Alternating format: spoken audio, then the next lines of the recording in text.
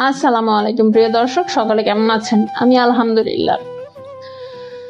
আজকাল আমাদের অনেক আত্মীয় স্বজনের সঙ্গে আমরা আমাদের শিশু বাচ্চাকে ঘুরতে দেই, বসতে দেই, বা এরকম অনেকে আছে যে বাসায় ঘর কম, বাসায় রুম কম আছে, তখন আত্মীয় কেউ বেড়াতে আসলে তার সঙ্গে আমার ছোট শিশু সন্তান মানে 3 বছরের উপরে বা 4-5 বছর, 6-7 বছর, 10 বছরের বাচ্চা অনেকে ঘুমোতে দেন।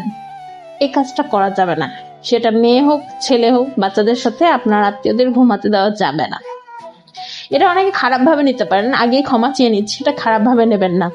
বর্তমান সমাজে অনেক ক্রাইম হচ্ছে, এরকম কাজ করতে দেওয়া যাবে না। নিজের নিজের ভাই বোন ছাড়া, নিজের বাবা মা ছাড়া কারো কাছে আপনার সন্তান সেফ না। বুঝতে পেরেছেন? আজকাল মাদ্রাসায় যে ঘটনাগুলো ঘটতেছে, সাধারণ জনগণ তাহলে কি করবে?